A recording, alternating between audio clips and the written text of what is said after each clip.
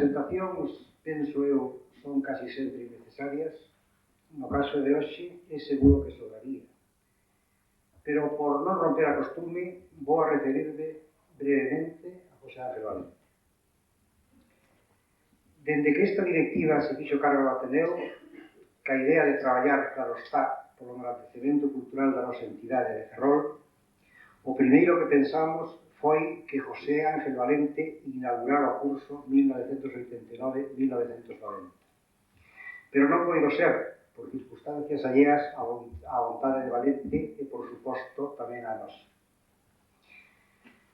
Hoxe, satisfácenos moito o poder telo aquí connosco, porque supón, sin dúbida, todo un acontecemento cultural para a nosa cidade, xa que non é fácil traer ao Ateneo a unha persoa da categoría intelectual e literaria de José Ángel Valente, cando, ademais, sabemos que nos últimos tempos rechazou múltiples invitacións para falar en distintos e importantes lugares.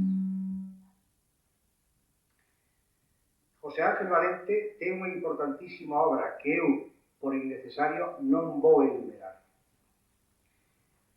Aunque de ninguna das maneiras teño a tentación de definir a Valente polos premios que lle foron otorgados, non poido deixar de citar que no ano 55 gañou o Premio Adonais de Poesía con o libro A modo de esperanza, e no ano 60 recibeu o Premio da Crítica con Poemas a Lázaro, premio que lle volveron a conceder no ano 80 con 3 lecciones de tinieblas.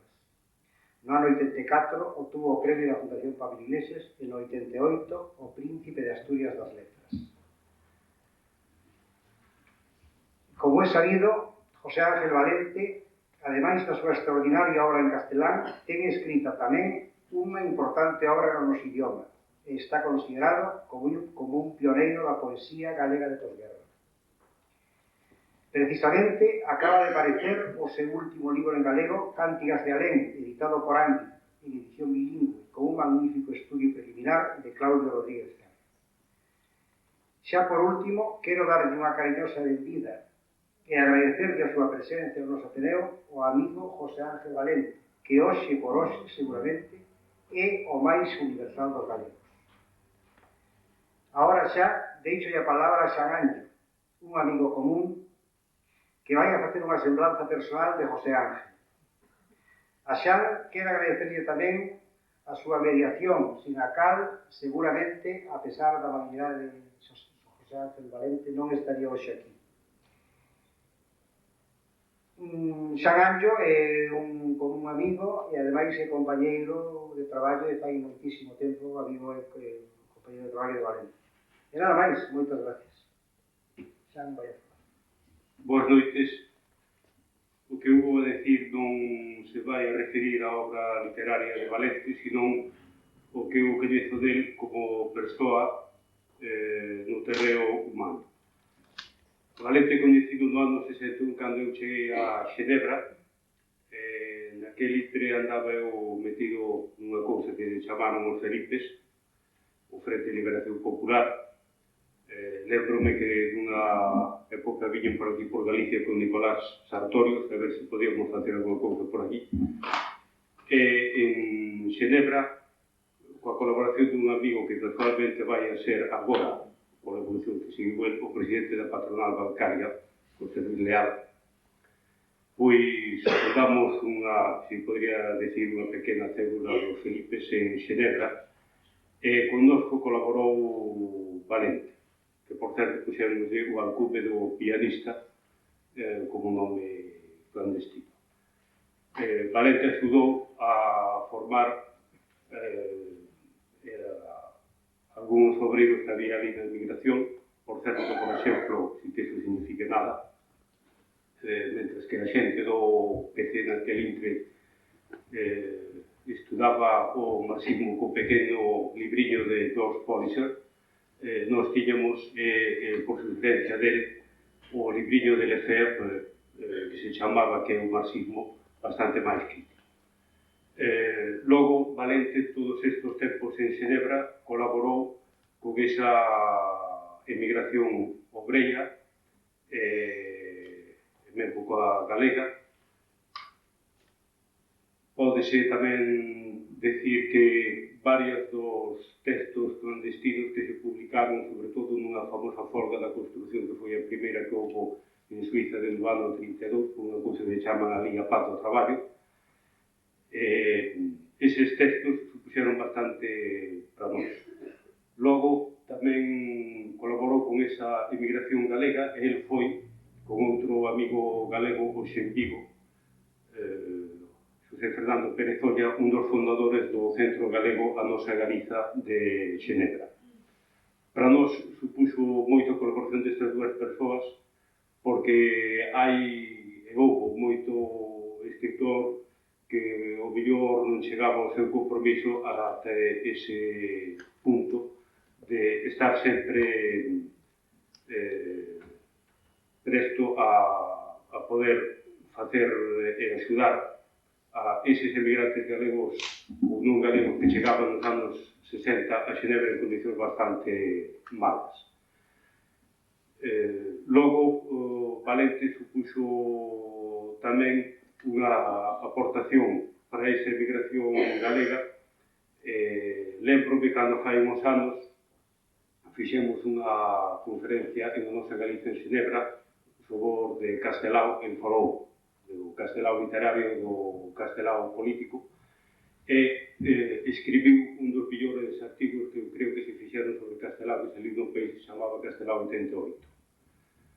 Esa é un pouco a significación humana que eu quería expoñer aquí do noso amigo Valente, e cando eu lle falei de vir a dar unha charla a Ferrol, preguntoume que era isto, falei da historia do Ateneo, este Ateneo creado xa, me parece, fai máis de 100 anos, que chegou a ser Ateneo Libertario, logo durante o franquismo estivo pechado, xa nos últimos momentos do 72, me parece, volveu a funcionar, e a Valente, esa idea que é sempre un pouco oposto ás colaboracións con certas institucións, a idea de vir a falar a este Ateneo, gustoulle, que hoxe está connosco aquí, seguindo nesa trayectoria súa de colaborar, si se pode decir, coas iniciativas máis da base ou de tipo popular, e será unha delicia para nós escoitar esta noite. Eu quero agradecer a invitación de Álvaro para vir a Ferrol, que non conhecía a primeira volta que vim aquí. E logo tamén as palabras que me han dirido o meu amigo Xan Manllo, que como ven non son fruto dos meus merecimientos, sino da súa fonda amistade.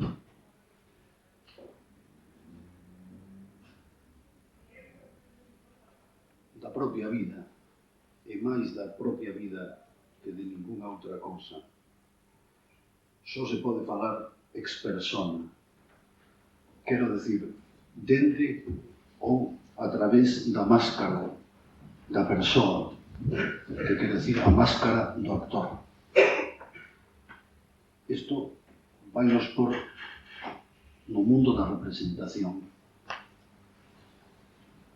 E cal dos persoaxes que fomos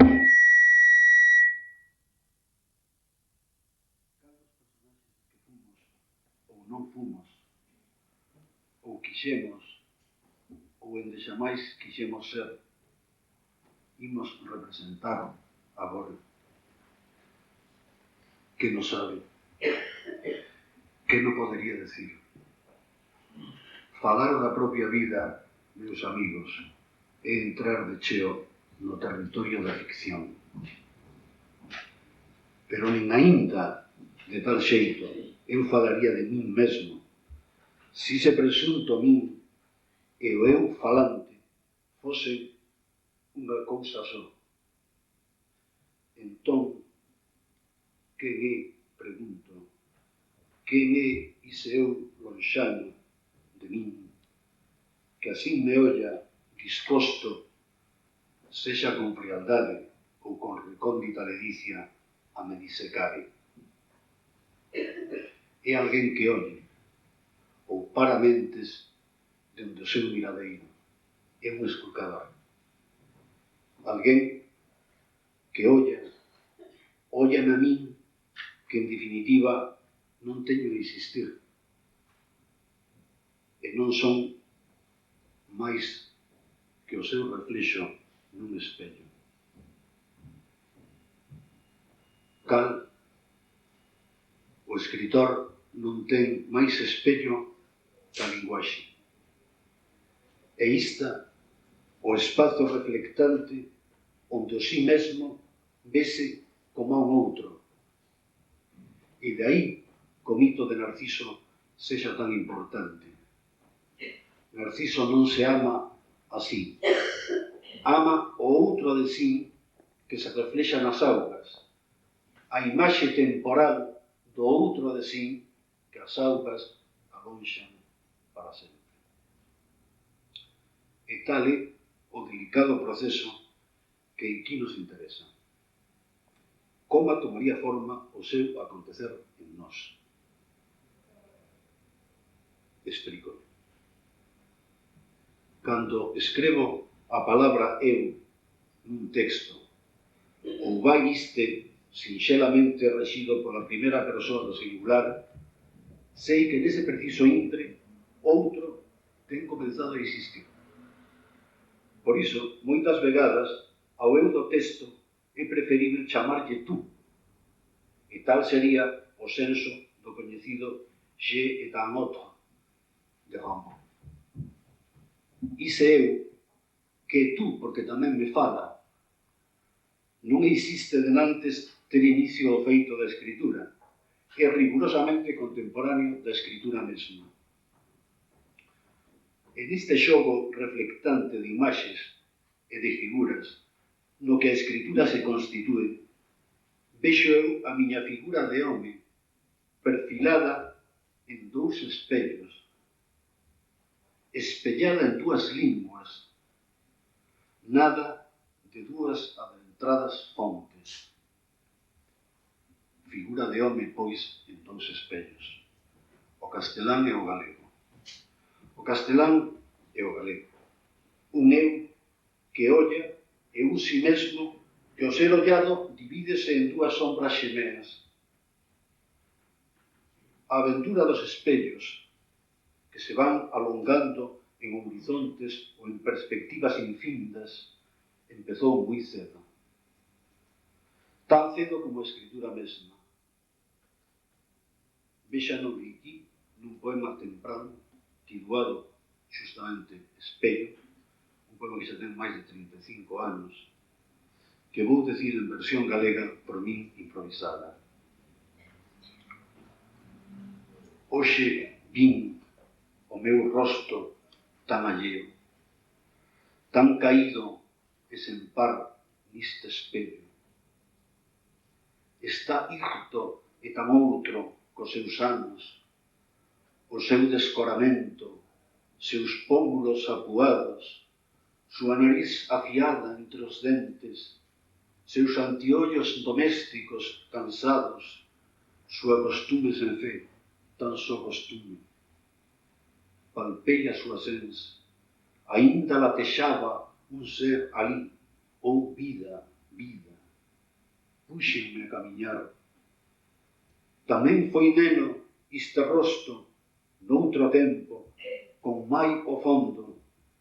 De fráxiles xoguetes foi tan neno, na casa chuliñenta e atarefada, e no parque infantil, anxos babecas, neno municipal, con aro e árbores. Mais óllame el agora, mudo asombramento, xélido asombramento neste espello isolado, e onde estou, pregóntome, e quen me olla, dende este rosto, máscara de naide. Trama, pois, de espellos que reflexan e dividen en dous a mesma imaxe.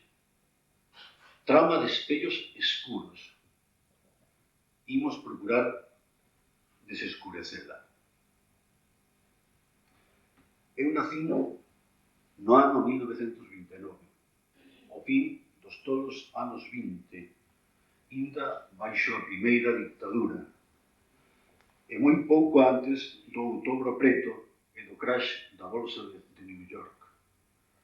E son dise xeito, polo meu nacemento, un Depression baby. Nacida ademais no Reino de Galicia, nunha cidade a que teño o hábito de nomear augas quentes, porque xa de antergo, da época dos romanos, estou adicada ás divinidades das augas, que manan ali sempre burbullantes e fumarentas. Ali nacín, ali discorreu o tempo, ali fun neno, despois adolescente. E sobre daquela época, e daquel mozo que fun, escribín o que sei. Foi el, un adolescente soedoso, pero tiña amigos. A soledade e a amistade non se excluen, senón que mutuamente se requeren. Estudou nun instituto de ensino medio.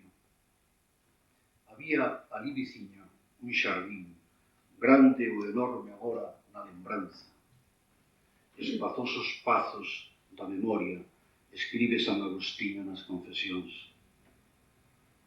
E na parte máis frondía e segreda do xardín había un busto de home cego. Tuvo el, o adolescente, unha aferroada e misteriosa relación con aquel busto. Era o busto dun poeta, é dicir, o busto do home cego, que el aínda non ten sabido chegar a ser. E aquí, neste punto de tensión extrema, do querer chegar ser, do apinarse para atinxir o rayo oscuro da mirada cega, é aquí onde a escritura e a división do si mesmo ten tido comenzo.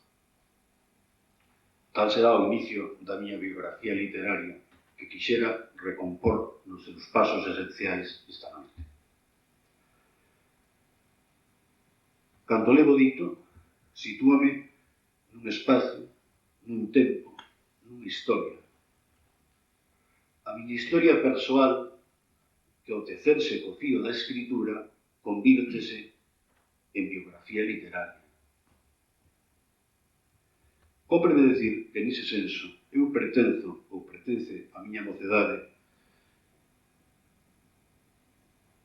a un tempo hirto, difícil, escuro. Longa noite de pedra. Cecais todo fique de tal xeito dito.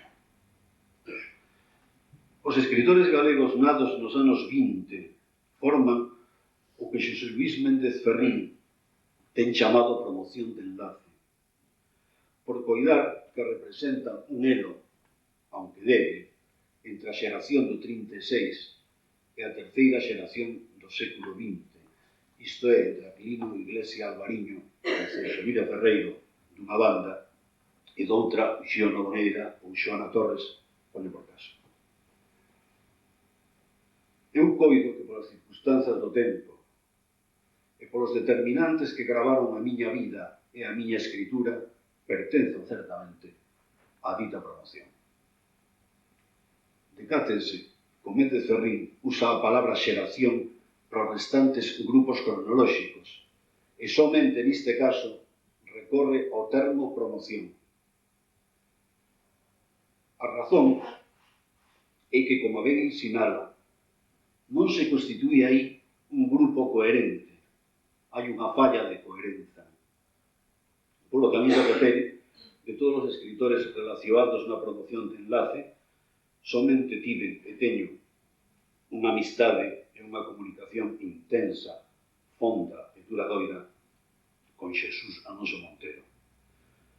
Dos demais, apenas coñezo algún deles. A miña característica persoal é, nese senso, o desligamento. Marchei ou fuxi. Tal foi o meu xeito de supervivencia. Podería decir que, así como nesa promoción de enlace, un prosador como Neira Vilas escreve en galego na emigración americana, eu acabo por escribir en galego ou pecho un círculo que me fai voltar á lingua galega na emigración europea.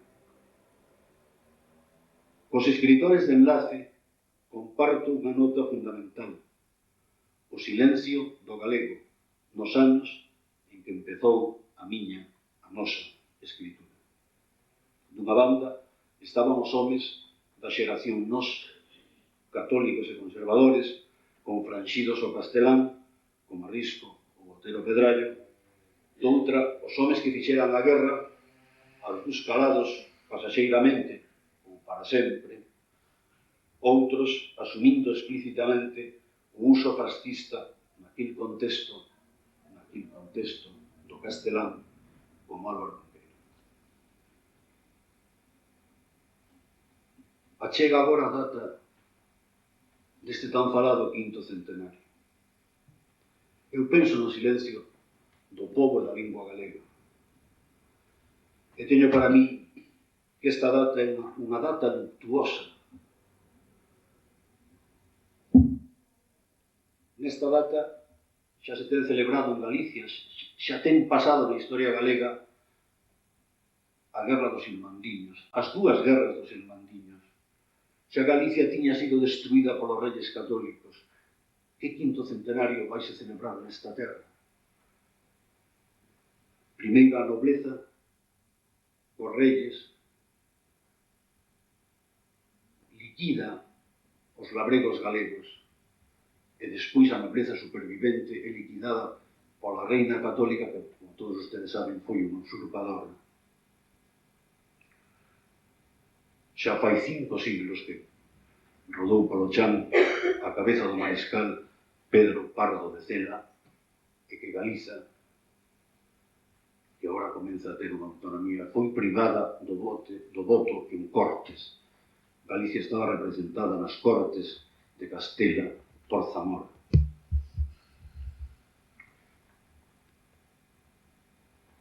Este silencio contemporáneo do galego ten fondos antecedentes na historia próxima. Escoiten estas verbas. Non se le den vueltas. España es una cosa hecha por Castilla y hay razones para ir sospechando que en general solo cabezas castellanas tienen órganos para percibir el gran problema de la España integral.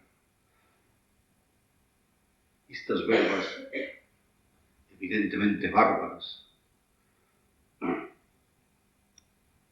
pertencen a un libro que se chama España invertebrada, de José Ortega y Gasset, publicado no ano 1922.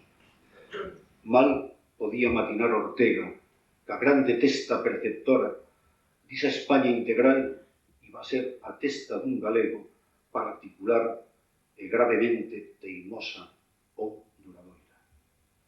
A historia, como ven, pode non ter senso, pero si ten ironía, e moitas veces ironía gravemente mesturada de sangue. Dende 1936 a 1946, nadie publicou en Galicia un libro en galego. O ano 1951, dice Xesús Alonso Montero, en un libro que se titula Galicia Hoxe, publicado en 1966, no ano 1951, hai xa un fito. Ten nacido a editorial Galaxia. Daí que Méndez Ferrín poda, e non sen motivo, concluir que a promoción de enlace carece de magisterio galego. Eu marchei de Galiza no ano 48 e de España no 54. Un determinado fundamentalmente polo castelán. En Bargantes, o galego ficou en min latexante e xurdiu ou rexurdiu cando os deuses que todo o poden o ben quixeron. Tal é arraigame do meu bilingüismo. Non o propoño, ben claro fique, como unha amosa ideal. Limítome a describilo como un feito, como un fado. Mas, certamente, non é isa tan só unha marca do meu tempo. Este ano, o Día das Letras Galegas, vai estar dedicado a Luís Pimentel, un poeta que grandemente admiro. Pois ben, ainda hoxe non se sabe a ciencia certa cales poemas escribiu Pimentel en castelán e cales, se algún, en galego. E para remontar un exemplo máis lonxano, permítaseme citar este fragmento da literatura galega de Eugenio Carreol Dao, na edición de 1911. Escribe Carré: en medio deste marasmo, refírese ao creado pola reacción absolutista de Fernando VII, Nicomedes Pastor Díaz, el hijo ilustre de Vivero, es tan gallego en su sangre como en sus sentimientos, y así en sus producciones castellanas refleja el carácter peculiar del pueblo gallego. Como efecto de esta característica, engade o historiador das nosas letras, son tan nuestros los poetas gallegos, aún trovando en castellano, que sin inconveniente podrían ser incluídos en este estudio. E ese sentimento o que fai, en verdade, xemeas ou parellas as figuras do home que eu son, ou teño sido, nos dous espellos das dúas linguas. E imos comenzar polo galego. Poñemos por diante este apercebimento que vai ao encontro do que se dixo en Bargantes, a grata acollida que tuveron, que se dixo en 1981, cando apareceron as 7 primeiras cánticas da lei, publicadas polas edicións do Castro na Coruña. Non se trata, na perspectiva da miña evolución poética, dunha escritura serodia.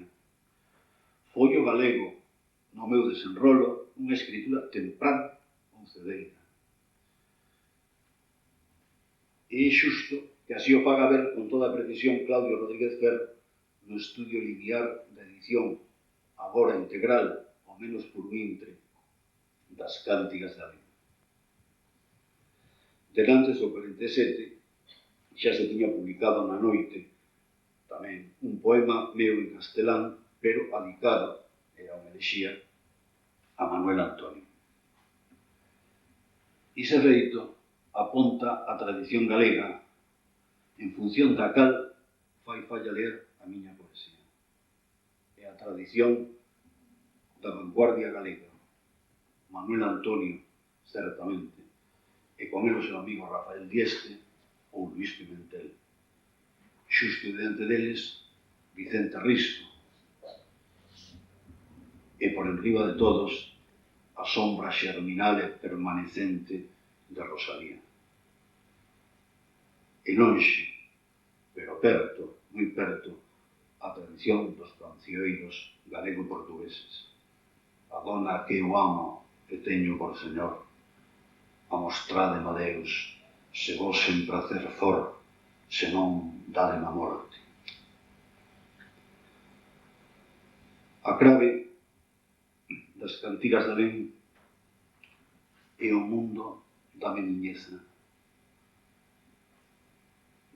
O nacemento e a disolución do mundo na linguaxe. O xurdir do verbo.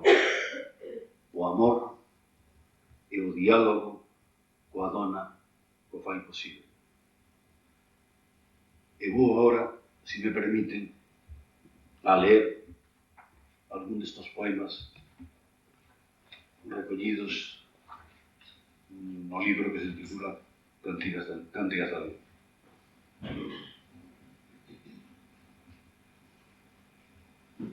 A primeira cántiga tamén se remite, ou tamén nos remite, ou remite ao lector que son e que pode ser calquera que teña o libro, ao centro da tradición galega, a cantiga 103 de Alfonso X o Sabio. Hai un paxaro que voa permanentemente no meu mundo interior e que vende esa famosa cántiga. Dice o rei Sabio: tan toste que acabado houbo o monxe a oración, oí unha pasariña cantar logo e tan bon son que se esqueceu seendo. A tan gran sabor habría daquel canto e daquel lais que grandes 300 anos estuvo así e máis. É unha fabulosa introdución ao tema do tempo e da eternidade, que é un tema central na poesía de todas as latitudes. Amarelece acedo o tempo. E non hai tempo para máis desdecir a morte. Mariñeiro que levas a barca do pasar, na enxarcia a paxariña, inda di o seu cantar, escoito-a alén do tempo. Ancello. O verbo crea movimento da luz no fondo das amarguradas augas. Mañán, non pouses inda os teus paxaros louros no meu peito ferido. Escoita, mar. Voltei. Estou no adro onde aquel día o grande corpo de meu avó ficou. Inda ollo o pranto. Voltei. Nunca partira. Alongarme somente foi o xeito de ficar para sempre. O verbo. Recompoñer o mundo para máis ir poñendo sobre unha morte outra até atinxir o tempo que se vai polo ollo de luz da ponte. Bandeiras sulagadas, noite e señardá, latexa o verbo.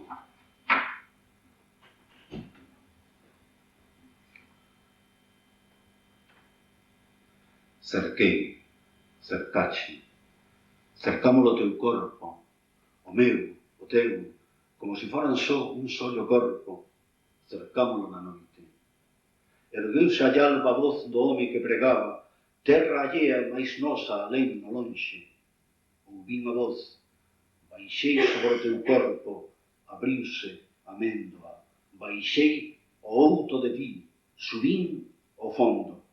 Ouvín a voz na raya do sol, no achegamento e na inseparación, no eixo do día e máis da noite, de ti e de min. Fiquei, fun ti, e ti ficache, como ti és, para sempre acesa.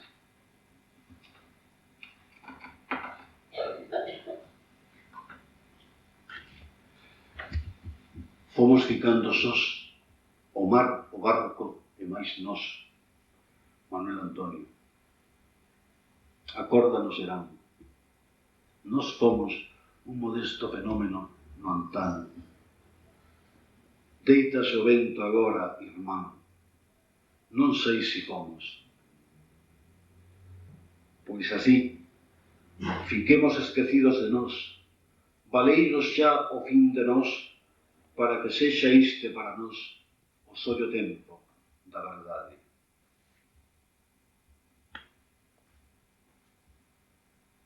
Esmorecen os soños.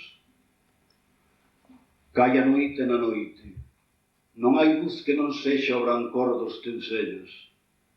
Aíllame no alento. Que eu poda ouvir aínda como Alexander Bloch o chío das galaxias cando brile no ceo a cauda acesa do cometa Halley e cando todos os sinais do fin teñan sido xuntados. Imos cara ao serán, amor do século, sin saber se ainda hai ventura sécula, ou se a face do enigma non será nos a face no espello, e se todas as verbas non se terán sin sabermolo nós de seu comprido. E agora, como pousía descansadeiro, voulles ler un texto que está inédito e que escribín a petición dos amigos da nosa Galicia, de Xenebra, en particular de Xan Año.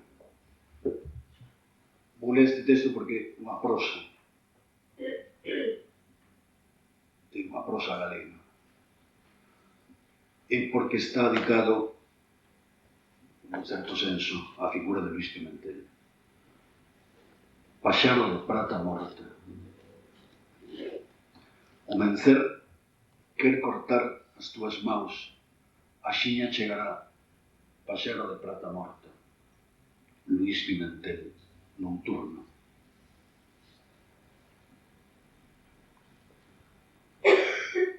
Eu nacín en Ningures, ou non nacín, ou nacín de ter nacido, si ben cadra, nun lugar que non existe. Por iso lle chamo Augas Quentes. Non lle atopo outro nombre na miña memoria, por máis que nada forno. E por iso naide podería probar que non se chama así. Ou pode que Augas Quentes fose o nome da face non visível dun lugar que Cecais se desiñase no mapa doutro xeito. Entón, vais a ver ti onde eu nacín, de ter nacido, digo. Porque tamén a casa onde coido aqueceu ese presunto nacemento ten sido demoída e xa nada fica dela, nin cementos, nin rei. Fantasma, imaxe da lembranza, Parque de San Lázaro, santo moi da miña devoción, o prove Lázaro.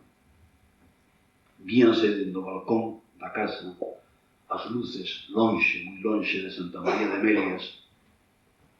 Tamén, dende aquel balcón, deberíase ouvir posiblemente o pranto polo Andrés Nieto, que morreu ou foi morto de seguida aos comenzos da guerra, non sei onde. Tiña sido en Asturias. Pranto e medo de todos os xeitos naquel tempo, cando a terra estaba semeada de morte. Eu tiña 7 anos, neno de familia de ben, e moi cristián e de dereitas, e con un tío frade, gracias e xandadas a Deus, que tiña morto naquel intre en moitas nacións, mais non na nosa invicta. O caso é que a min, na invicta, todos parecían vencidos, que tamén poderíamos decir apagullados soldados. Penso en embargantes que algúns andaban máis estroncados que outros. E Cecais por iso, meu pai levoume visitar os seus máis apagullados amigos. Chamábanlle Roxos, inda que pola cor, home roxo can rabelo, un non se tratara tanto. Levoume cabedelos deles ao mosteiro do Seina. Ali fiquei eu neno, ollando os roxos. Eles tamén me ollaron, e non sei ben que sorte de troque hubo nise ollar. De xa máis o esquecerei. Roxos polo seu malfado ben se vía que o eran, coitados. Entre eles, o Abelardo do Chocolatería, que foi fornecedor dourado da miña menineza. Ficaba un sobrecollido e case con desexos de chorar. E non había para facelo nin causa nin porqué. Supoño agora, aqueles roxos tiñan sorte, ian sobrevivindo, estaban ali. Outros non estaban, ou xa non estaban, ou nunca estiveron, para sempre. Meu pai, inda que dereiteiro, e do corpo dos cabaleiros de Santiago, ou falanxes de segunda línea, negouse a saír ao vencer nos camiós. Para que tiña que ter saído nos os cativos non o sabíamos. E foi arrestado. Ninguén nos clarexaba o segredo. Nos íamolo ver no arresto e ele ficaba malincónico. E aquí, neste punto de hora, nesta malinconía, crítica e biografía converxen ou son de feito a mesma cousa. Auga que move o mesmo muíño. Xa nos, agora que somos como a crap, que estamos escoitando como a crap a fita da cadeira, xa só sentimos a crítica como afinidade, ou case que diríamos como autobiografía. Nisa afinidade de reigaño é donde fai Pimentel a súa aparecencia. Fidalga e fonda figura, paxaro de prata viva, Pimentel. Sonoridade do nome, segredo da persoa. naide no seu tempo e na nosa terra, falou poéticamente con misterio maior. Máis alá da néboa, máis alá do mar, máis alá da chuvia, máis alá do bosque, onde? Alén, terra de alén a nosa terra, e máis alá de alén, e alén de alén, que diche Pimentel? Un home morto na cuneta, unha muller que chora, o nada, paxaro de prata morta. Ficaba noso pai no resto malincónico. Os camións do vencer semeaban de mortos as cunetas, onde nós decíanlle levar a alguén as Claudias ou Claudiano. Canta a soidade no ar, canta na terra, cantos segredos enchen Pimentel as túas verbas de luces e de sombras. E despois deste anaco en prosa, permítanme que volva ás cántigas.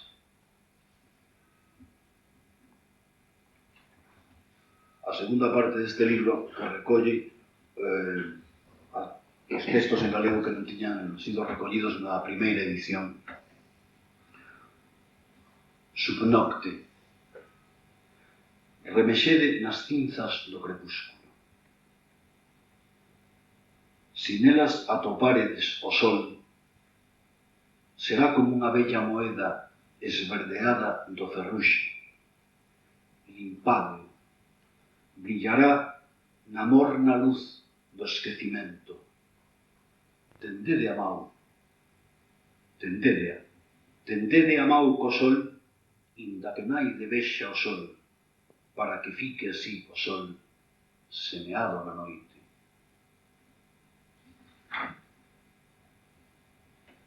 Asedio. Incorpóranse as verbas como do alén dun soño, do alén do tempo e do acordar.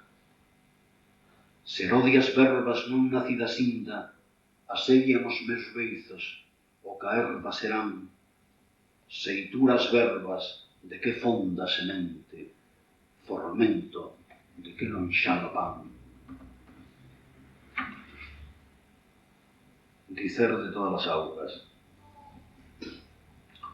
Da beiramar fuxín, subín ao monte. Hoxe, dicen nas augas, mañán e onte. Para non morrer endexamais de morte, a frol da acacia levo, veciño e lonxe. Coa ponla doura, vecino e lonxe, as augas alumeo, aunque fai noite. Na peneda furada de vin meniño, das augas da peneda fixenme río e río e mar e fonte, chamádeme somente coa miña voce, na miña voce, alonxáronse as augas, ficou a ponte.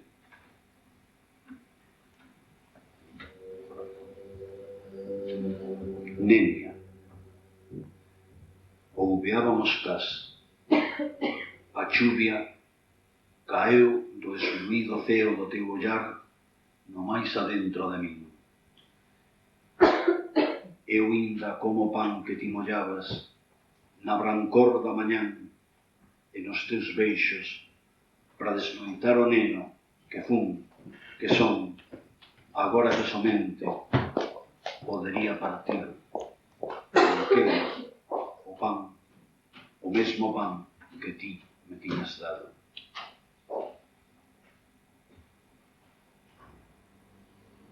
Figura. De todo que non fun, ficou a ausencia máis real que nos mesmos. Coitelo da dor do que non fumos. Fondo ferir o pranto do non nada. Outeiros onde vin o moucho lonxe, corredoiras da noite e sombra sombrecida a dos meus seus sen min fuxidos. Camiño que non fixen, amor que non amei e non me cego de min que ardeu sen terme sido dado. Valeiro vou de vos, e é tarde, e tarda a sombra aínda, longa sombra, onde sollo serei, nonde xamais figura como vos desta malinconía.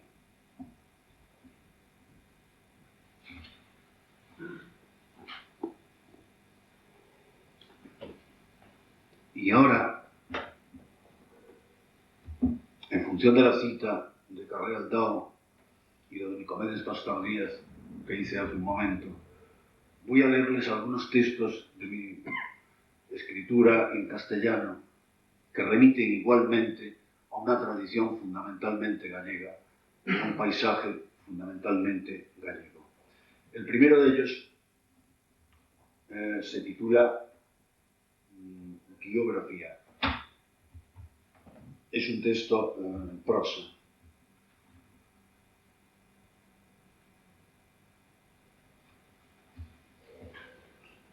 Es muy frecuente que en ese juego de los espejos y de las lenguas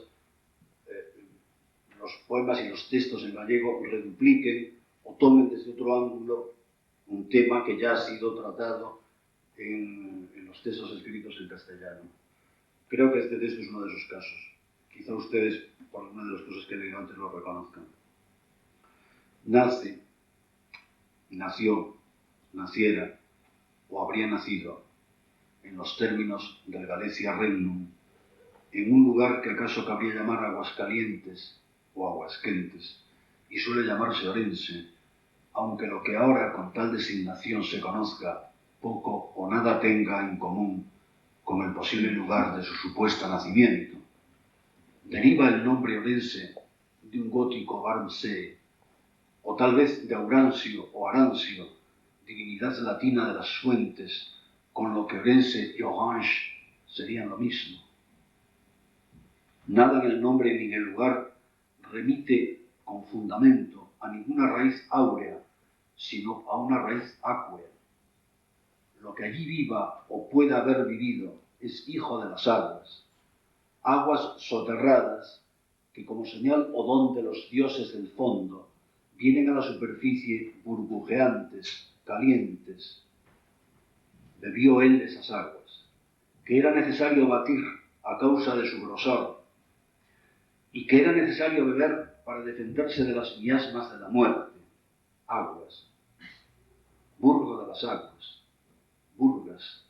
Aguas placentarias. Y un texto en prosa de otra índole que remite también fundamentalmente al mismo punto de la tradición gallega y de la vida personal, es este texto que se titula, este texto no es inédito, que se titula Basilio en Aguasquentes. Somentes o creval o fío da lembranza é o que se pode chamar morte. Vicente Risco en La Zarpa, en el año 1922.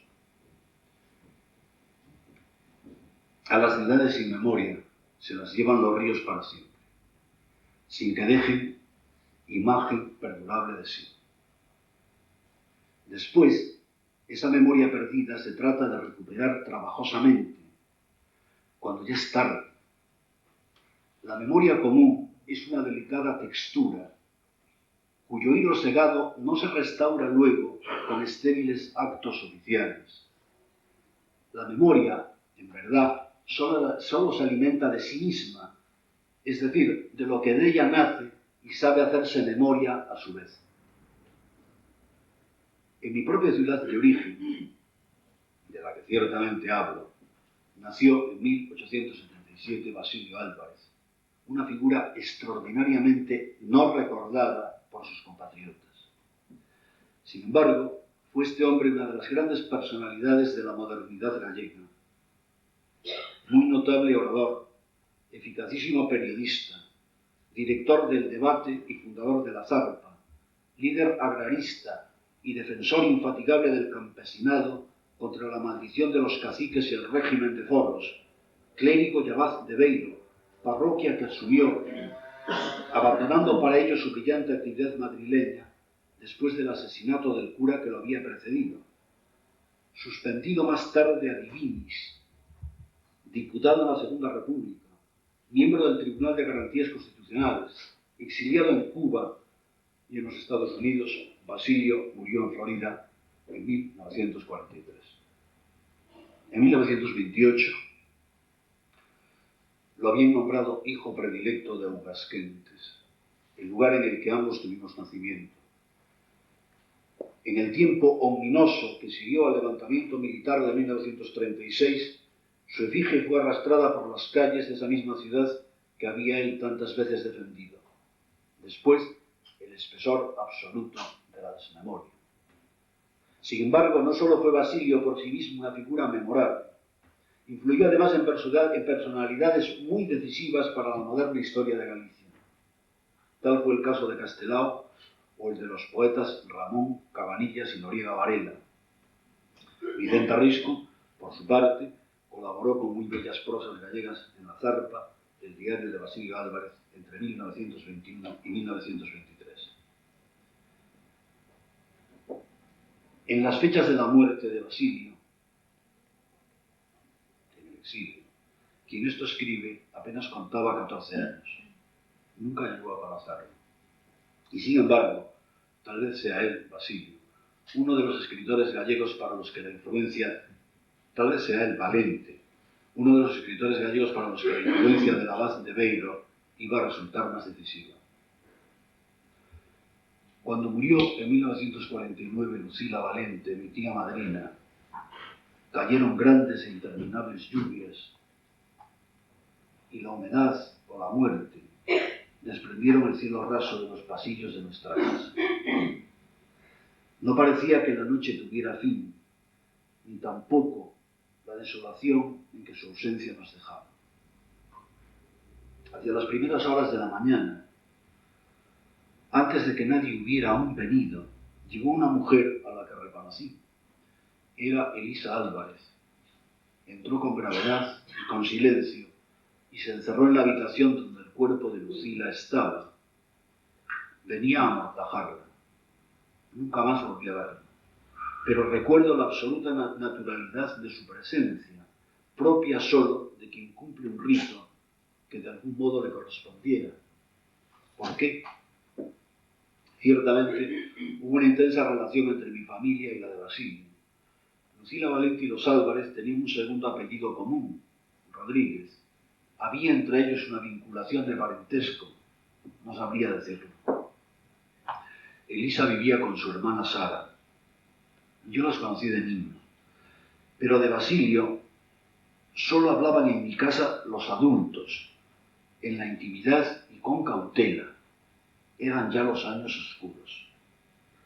Mi padre había sido secretario del Círculo Basilista en nuestra ciudad y votó a la República, cosas que, claro está, solo descubrí mucho más tarde y que, por supuesto, entonces se callaban. La habitación donde Elisa Álvarez amortajó a Lucila era la más aislada de la casa y por eso se había trasladado allí a la enferma. Llamábamos a esa habitación el gabinete y en realidad contenía una biblioteca. Yo descubrí esa biblioteca cuando tenía 12 o 13 años y a partir de entonces se fue convirtiendo progresivamente en mi espacio predilecto, por no decir en el espacio casi único de mi vida. Pronto advertí que la biblioteca no pertenecía a nadie de mi casa. Ninguno de los adultos la había utilizado nunca, ni conocía claramente sus contenidos. Ingresé así, de pronto, en una fabulosa tierra de nadie, y lo que fuera de aquel espacio eran puros mecanismos tensores, se convertía allí en absoluta libertad de vuelo. Hablo de los años oscuros, de los años en que España, y más aún en una pequeña capital de la periferia, solo se leía una literatura precaria y por lo general impuesta.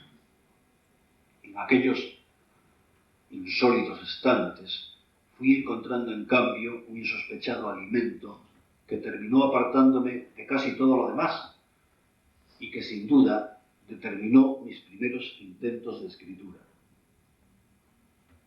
No podría hacer ahora un inventario de cuanto fue pasando allí por mis ávidas manos.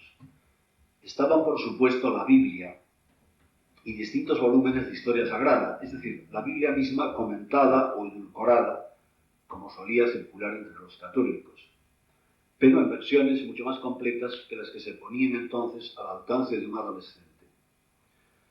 Los historiadores de Indias se alineaban en gruesos volúmenes encuadernados con el Orlando de Ariosto, la Jerusalén del Taso o la Araucana de Ercilla. Estaba también la Divina Comedia traducida en tercetos encadenados por el conde de Cheste.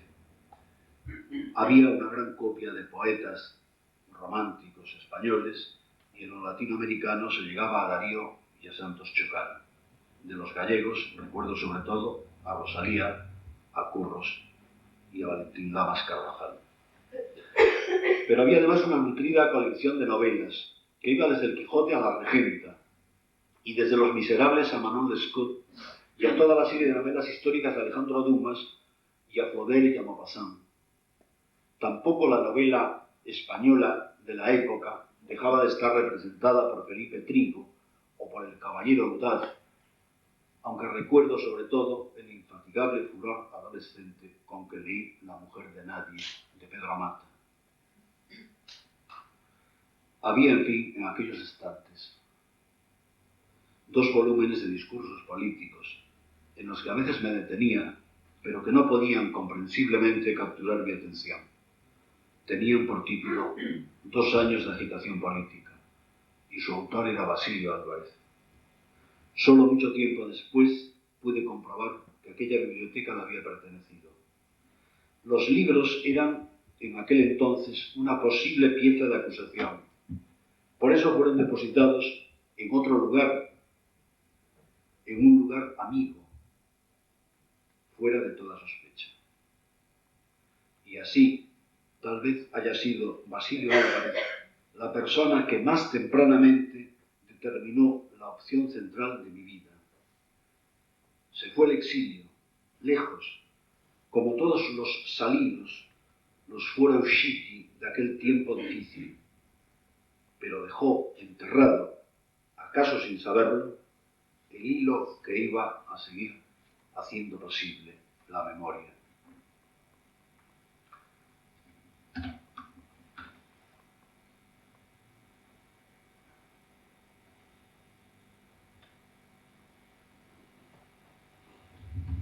Voy a leerles otros 2 textos en que mi poesía escrita en castellano está profundamente empapada de luces de mi ciudad natal y del mundo gallego al que en rigor pertenece.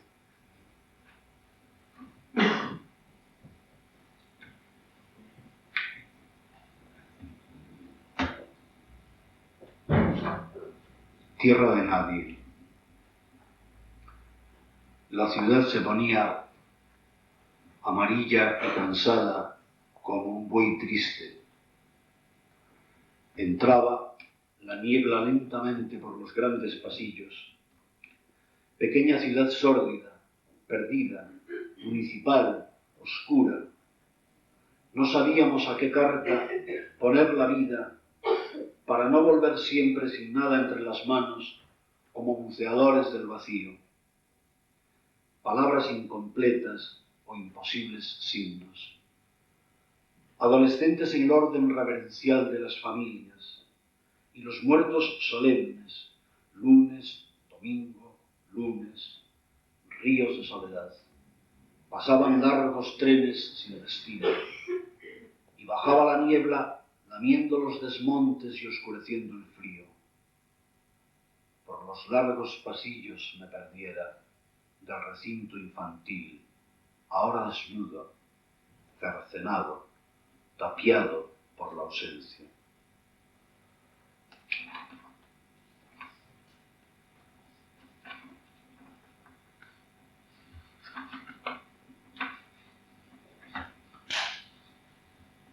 El poema siguiente se titula Un recuerdo. Es una evocación de la figura de mi padre en el medio en que vivió. y yo con él. El ritual carece de sentido, las circunvoluciones de los oficiantes, el luto y las señoras. Mas tú debajo de estas y otras cosas continuamente vuelves a la vida. Porque inútil ha sido, Padre mío, cuanto a veces creímos importante. La educación y los principios como flores de otoño putrefactos y pálidos. La reverencia hacia los superiores, tan decisiva al tiempo del saludo. El parecerse a alguien triunfante y notorio sostén de tradiciones que habíamos de amar, aunque nos fuesen sin otra opción impuestas. El respeto adquirido a todo aquello ordenado y honesto que hizo agua, que naufragó al caer o quedó abandonado como el pan familiar entre el llanto del niño y el hermético amor del muchacho incipiente por sus pálidas manos. Mas tú vuelves sin fin, no perdurable, como vuelve tu imagen verdadera, tú asociado a un río, sí, al lento brazo tranquilo o poderoso que tantas veces contemplamos, al río en las afueras de la ciudad que el tiempo, como a flor arrasada, reducía a cenizas. Tal fue tu compañía grande y pura, tal tu mano, tal es tu corazón y tu presencia. O vivo en la mañana, pisando el campo abierto, bebiendo el aire, húmedos los cabellos de la niebla ligera que el día abandonaba en disueltos jirones. Iba y venía el perro con noticias, con alegre fatiga, y corría de nuevo arrastrando el olfato jadeante entre alimañas súbitas y despiertos olores, mientras yo me acercaba día a día al ritmo de tu paso y a tus hombros. Tu amistad, Padre mío, es igual a tu imagen. Por eso aún me detengo, como entonces, ante la noble faz saludadora del campesino igual que en los viñedos, donde juntos entrábamos, nos tendía un racimo transparente. O vuelvo al borde del arroyo, donde aún está tu boca, o donde aún bebo tu duración, la frescura del agua y la luz natural de tu mirada. Por eso, como entonces, lejos del rito o del consenso inútil que a otros en tu muerte ha convocado, alegres regresamos, silenciosos y unidos, como si todavía en la esperanza de una nueva jornada, tras el breve reposo, verdad hallase nuestro sueño. Hay otro mundo relacionado con la poesía de los cancioneros y con los ritmos populares gallegos que está muy presente en la poesía escrita en castellano. Y les voy a dar algunas muestras de ello.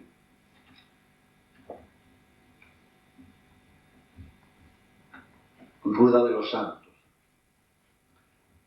Señor San Amaro, de tierra y de palo, pariente del Álamo. Señor San Benito, pequeño y retinto, sacristán del vino. San Martín de Otoño, sin capa ni adorno, corazón redondo. Pierde prenda y mano quien calle este santo, Señor Santiago, a pie y a caballo. Y el que tenga el florón, que dé fin al son, San Cristóbalón. Noviembre. Noviembre grande, noviembre yerto. Me he visto un traje de largos ecos, de enormes humos, todos los santos, fieles difuntos. Todos difuntos, los santos fieles, por el otoño bajan solemnes, con un gran cirio de piedra negra bajo los álamos de la Alameda. Siguen las almas del purgatorio con caperuzas y con madroños, y el arzobispo de Santiago con el hisopo siempre mojado. Espectadores en las ventanas, con grandes lágrimas en las solapas, y en los jardines los niños solos se pierden en las sombras de oro.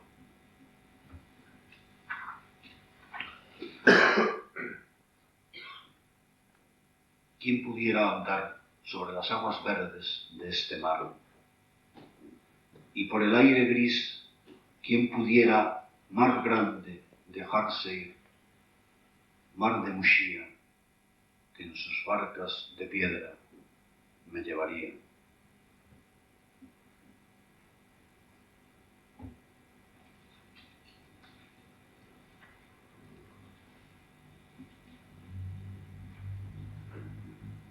Como última evocación de mi vida personal, les voy a leer un poema que retoma uno de los temas recogidos en las cánticas, que es la muerte de mi abuelo, que es un poema que se titula Hombre a caballo. Venías a caballo. La infancia se llenaba de rebeldes metales. Erguido y solo, joven abuelo mío, en una estampa que ya entonces era de otro tiempo. Tú venías vestido de ti mismo y trajeado de tu propia hombría. Nunca hablabas de ti. Eras firme y secreto, y sin saber por qué, ocupaba más sitios tu persona que muchos hombres juntos. Había nieblas bajas en la tierra y vidas subrepticias. Hablo del tiempo de mi infancia. Venías a caballo. Jamás me hablaste, tú entre todos, de Dios. Esta omisión recuerdo. Gracias. Luego te vi ya muerto, vestido igual de tu secreta hombría. La noche de tu vela lloré aterrado entre vertiginosas sombras. Recuerdo la mañana, el despacioso paso de tu cuerpo y el llanto ritual bajo la tenue luz de la tierra nativa que hoy se cierne contigo en la memoria. La poesía es una gran convocatoria que vuelve a unir los vivos a los muertos. Terminaré, pues, las palabras de esta noche con un doble homenaje a esa palabra convocante. Leo el poema que se titula Poesía. Este poema, que se titula La Poesía, está puesto bajo la invocación de Rosalía de Castro. Es un homenaje a Rosalía de Castro. En realidad es una glosa de una canción suya sobre el tema Fu un novento, volvín no aire. Este poema, primero, está escrito en castellano y luego, para terminar, les leeré el texto en gallego que, de cierto modo, lo dobla, mucho más tardíamente. Se fue en el viento, volvióme el aire. Le abrí en mi casa la puerta grande. Se fue en el viento, quedé anhelante. Se fue en el viento, volvióme el aire. Me llevó a donde no había nadie. Se fue en el viento, quedó en mi sangre. Volvió en el aire.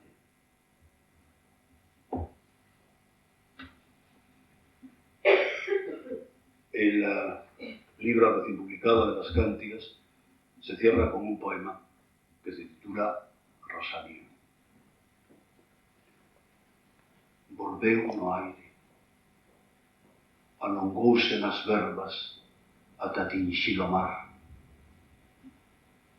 As brancas barcas levante no lonxe, con fitas loiras por enriba de nós, e nós velamos os teus ollos nunha gota de chuvia que se nos vai abrindo cara ao dentro de ti, como o teu mergurado corazón se abriu, ficou, ai mala louca soñando, e vas, e aínda vas, do soño escuro polo ixido, tola de noite se ñargá, nas sombras, solla, acesa, branca sombra, sombra túa e de nós, e agora en nós, tan húmedos de maio, Semeados de ti, como a terra en lentura, o verbo xurde, das lamas para sempre do teu fondo.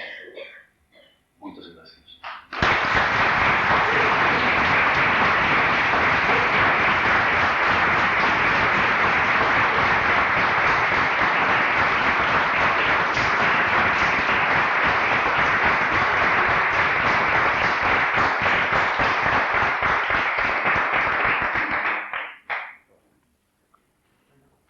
Mire, José Ángel, que si alguien quiere hacer alguna pregunta, está ahí.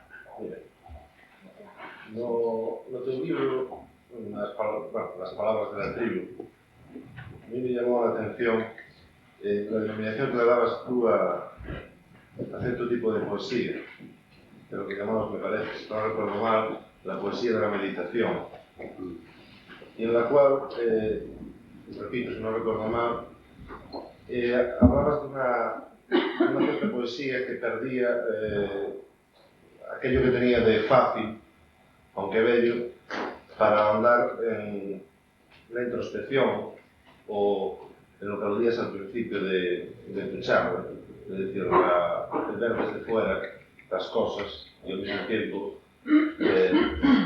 mirar por debajo. Entón, eu que quería saber era esa denominación de poesía da meditación e esas persoas nas que ti aludías aí, si conforman unha determinada poesía pola que sintes unha predilección ou unha especial atención. Bueno, yo hablaba de la poesía de la meditación, creo que a propósito de Luis Cernuda,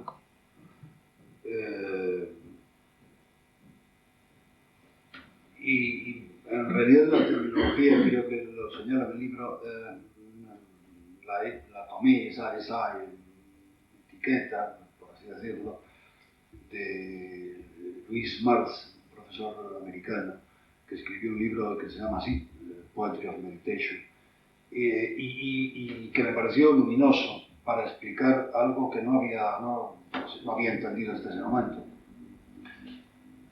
Hay una proximidad muy grande entre ciertos poetas españoles del siglo XVII y los poetas ingleses de la misma época, es decir, toda la escuela de John Donne y la poesía metafísica. Pero nunca se ha podido comprobar la influencia por transmisión de textos. Entonces, en esa época yo vivía en Inglaterra y una de las cosas que hice mucho fue explorar bibliotecas.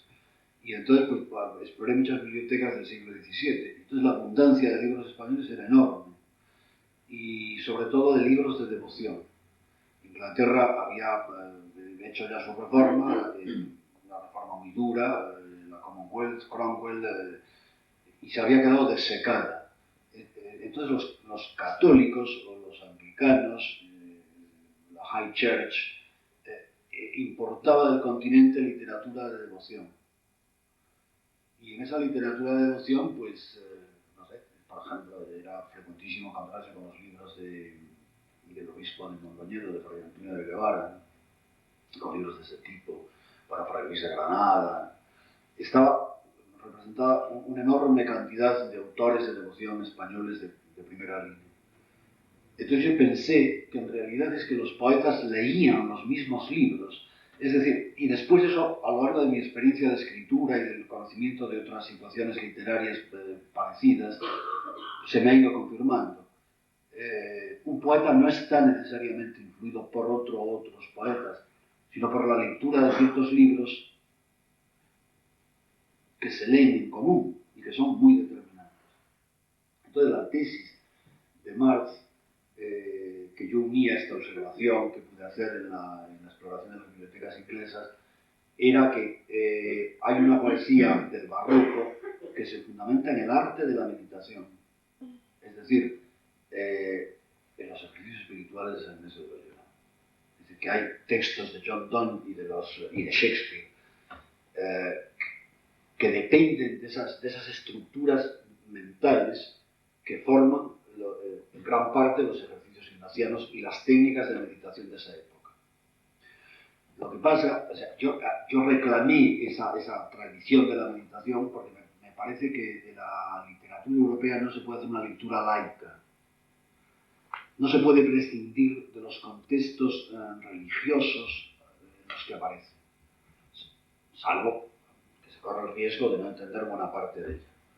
Y entonces, pues, yo situaba dentro de esa tradición en la que después se pueden situar poetas como Yeats o como Rilke, a Cernuda.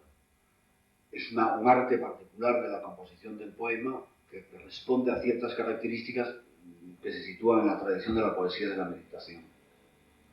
Y porque siempre pensé que la tradición moderna española, esa tradición meditativa o contemplativa, se había atenuado demasiado. Es decir, que la poesía moderna española es pobre en poetas pensantes, no en poetas filósofos, no se trata de eso, se trata de poetas capaces de un pensamiento poético. Y justamente creo que la figura de Rosalía es una figura importantísima, tanto en la vertiente gallega como en la castellana, por esa razón, porque es un poeta de la interiorización del pensar poético. No sé si con esto he contestado. O sea, ese pensar poético que parece que ahonda en el simbolismo de la personalidad, lo comparas también con la alegoría de este pájaro, como que uno se queda extasiado en ese canto y entonces pasa una eternidad en él. Porque a mí a veces se da una relación también, por ejemplo, con las teorías de psicoanálisis, por ejemplo, cuando hablan del síntoma y dicen que en cierta forma es una transacción entre la represión y el deseo, entonces trae algo de uno mismo que al mismo tiempo no se puede revelar correctamente. Entonces parece como si en tu poesía, en la palabra, se estableciese una forma de revivir eso que es pasado para convertirlo futuro, pero creas un espacio de ahondamiento. Y ahí es donde veo yo la relación, por ejemplo, entre ese ahondamiento y esa imagen de la eternidad, ese que se queda extasiado escuchando esa imagen del pastor. Hay una cosa que me llamaba la atención, ¿por qué esa imagen de las aguas que hay que batirlas, esa imagen del espesor como algo que parece que impide esa penetración, esa transparencia? Bueno, la imagen de las aguas, o sea, el símbolo de las aguas es un símbolo muy importante, ¿no? Desde todos los puntos de vista. El psicoanálisis ha sido particularmente sensible a la importancia simbólica de las aguas. Esa imagen concreta de la necesidad de batir de las aguas, claro, el símbolo siempre juega con su polisemia. Digamos que hay un plano real muy inmediato. Esas aguas son las aguas de las purgas, que son aguas muy férreas, con muchos elementos minerales, y que en la posguerra los niños teníamos tifus con mucha frecuencia, ¿no? Y además por aquí, por Galicia, en los pueblos se morían después, porque se comía mal. Y entonces los pozos estaban infestados, y hubo un momento en Orense en que había que beber el agua de la burga, ¿no? Que no se bebe normalmente, porque por ese espesor que tiene. Eso la traían en grandes calderos, y yo entonces era muy pequeño, y me impresionaba mucho que no se pudiera beber el agua que se bebía normalmente. Entonces la ponían en grandes calderos y la batían con palos, la revolvían y la batían, les llamaban batir el agua, para adelgazarla, porque si no era tremendo. Pero, en efecto, ese símbolo que primariamente proviene para mí de una imagen absolutamente trivial y de la vida diaria de esa época, claro, se carga de otra significación en el contexto poético. Y, en efecto, pues hay como un deseo de transparencia del agua, y ahí tiene el símbolo otro valor, ¿no? Y es un agua que se va haciendo transparente y que nos defiende de la muerte. Que era lo que era en realidad esa agua, pero en fin, al situarse en el texto, en el plano simbólico, adquiere una dimensión mucho mayor. No hace falta conocer este detalle para percibir el valor del símbolo. Un texto que consistía en que produjera memoria, o sea, que fuera capaz de producir cosas que a su vez se convirtiesen en memoria. Esa sería la palabra, la vehicular de este proceso. Pero es que a veces me da la impresión de que es como si el proceso se queda captado por uno mismo, cada vez más ahondado por ese proceso. Eso fuese esta imagen de la eternidad y lo que evita la muerte. Sí, en cierto modo, ese proceso de interiorización es como entrar en un agujero y ir yendo cada vez más al fondo, ¿no? La eternidad es un punto. La eternidad es la suspensión de todo el tiempo. Entonces hay ahí la imagen de la pasariña de la cantidad 103, pues hay esa idea de suspensión del tiempo y a la vez de un estar en el tiempo, porque hay un plazo, son 300 años. Es claro, hay esa paradoja, esa tensión poética de la cántiga que viene de ahí, ¿no? De la suspensión del tiempo y del estar a la vez en el tiempo. No... Pero en fin, creo que es un símbolo bellísimo y bueno, muy perdurable, ¿no?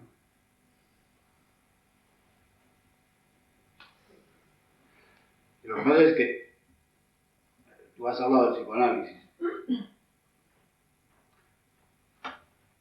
Las iglesias en el siglo XVII, y hace un momento hablábamos de la guía espiritual de Molinos antes de empezar la conferencia, sospechan de la interioridad, le tienen miedo, es un territorio que empieza a escaparse. Además, las heterodoxias se fundan en un principio que el heterodoxo repite y lo defiende, que es Ecclesia non judica de occultis. Y la Iglesia no puede admitir eso, la Iglesia quiere judicar de todo, ¿no? Entonces, pues empieza a taponar el espacio interior y a dar por concluido la gran experiencia de los místicos. Ya los españoles son místicos tardíos. Empieza a cerrar el proceso místico. Empieza a sentir ahí un peligro cada vez mayor, porque la Iglesia del 17 está haciendo un ayornamiento, va hacia una racionalización. Y entonces, claro, el místico empieza a resultarle una cosa insoportable, no sabe qué hacer con él, no sabe dónde meterlo. Entonces abandona ese territorio de la interioridad, que había sido propio de ella, de las iglesias, ¿no? Y entonces ese territorio de la interioridad queda un poco como una res derelicta y recarga de sacralidad la poesía. La poesía ocupa en buena medida ese espacio interior, y eso explicaría la tensión religiosa de ciertos visionarios románticos como Novalis, o Hölderlin, pero Novalis muy en particular, ¿no? Por su vinculación con los pietistas. Y hay otra entrada posterior en ese espacio de la interioridad humana, que es el psicoanálisis, que es un intento racionalizador de ese espacio. Ciertamente, eso que acabo de decir es demasiado simple. Bueno, es una aproximación general, ¿no? Las cosas son siempre mucho más complejas. Pero, en fin, ciertamente hay un espacio interior, es el espacio de la libertad humana, ¿no? Es el espacio que modernamente unos regímenes con un sistema y otros regímenes con otro tratan de liquidar. Es el único espacio que tenemos que defender. Y es el único espacio que defiende la palabra poética. Es el único espacio donde la palabra poética puede implantarse. Pero, en fin, las utopías negativas, como la de Orwell, ciertamente anuncian la liquidación del espacio de la interioridad, ¿no? Big Brother está vigilando todo. Sí, Orwell pensaba en utopías negativas que procedían de regímenes que luego han derivado lo que se ha llamado el socialismo, el comunismo real. Pero en los países capitalistas pasa lo mismo, ese espacio interior se liquida de otras maneras, ¿no? Que sería ocioso aclarar, esto es en la mente de todo el mundo.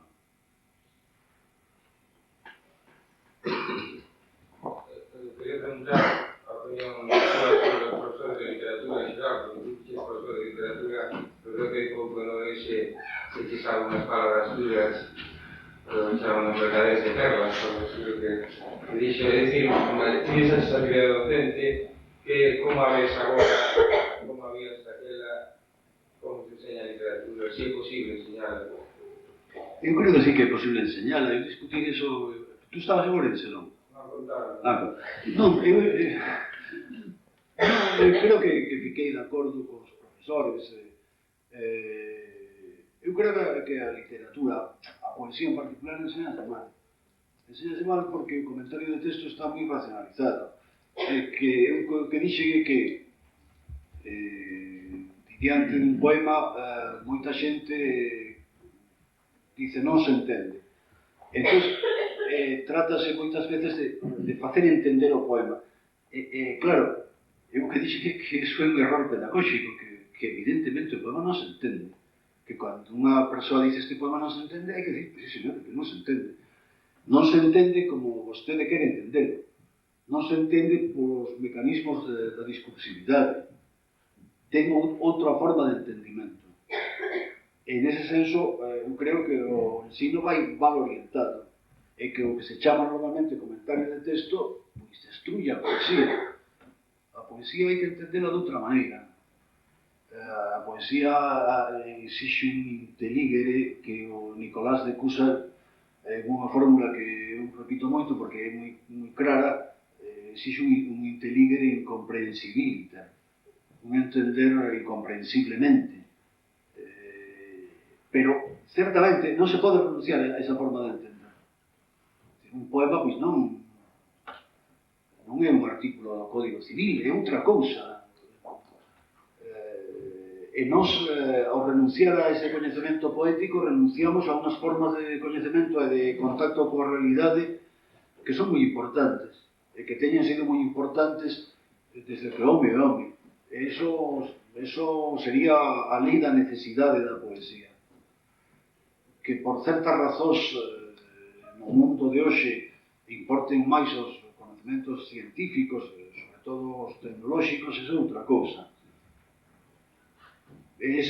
Creo que esa foi a liña donde discutimos cos profesores, pero creo que finalmente estaba todo o mundo de acordo, non? Que a música, o cadro, exixe outra forma de entendemento. Non se entende certas cousas porque se aplica a racionalidade do entender, pero despois ficamos en paz.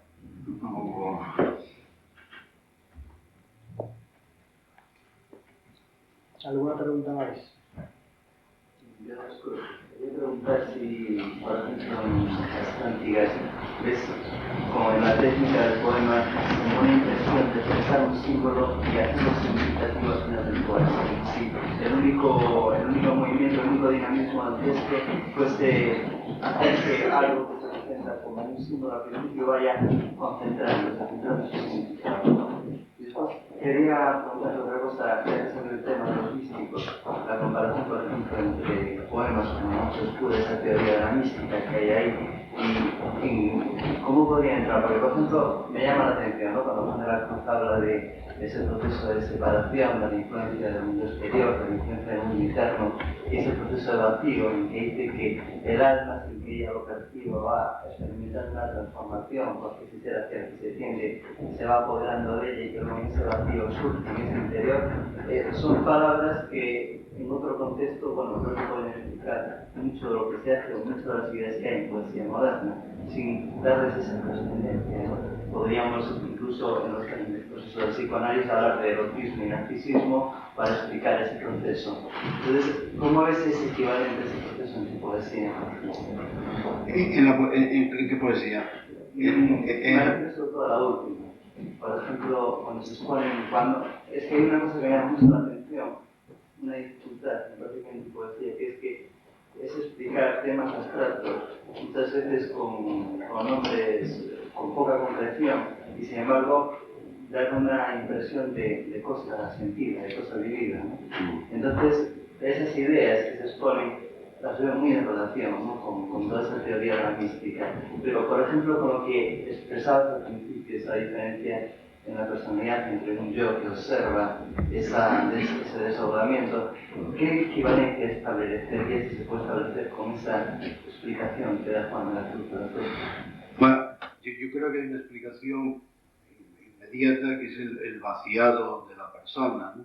Es decir, que O sea, Novalis dice en los diarios, dice en algún momento que no es escritor el que utiliza el lenguaje, sino el que consigue hacer que el lenguaje hable en él. Eso es un poco lo que dice San Juan de la Cruz, de otra manera. Es que lo que nos interesa, vamos, concretamente lo que me interesa a mí en los místicos es el modelo de experiencia interior. Bueno, si el místico busca a Dios, yo creo que ese modelo, esa estructura interior es la que importa, ¿no? Entonces, en efecto, el místico dice lo mismo que dices tú, la poesía moderna va a eso. Claro que va a eso, porque, por ejemplo, cuando Keats en una carta famosa habla de la no identidad del poeta, está diciendo lo mismo. Es decir, el poeta tiene que operar un vaciado en su interior para que él no se interponga entre el poema y el universo. El poeta tiene que generar en sí, tiende, yo estoy hablando de procesos, una actitud receptora para acoger, para esperar. El poeta no es nadie que pretenda decirnos nada.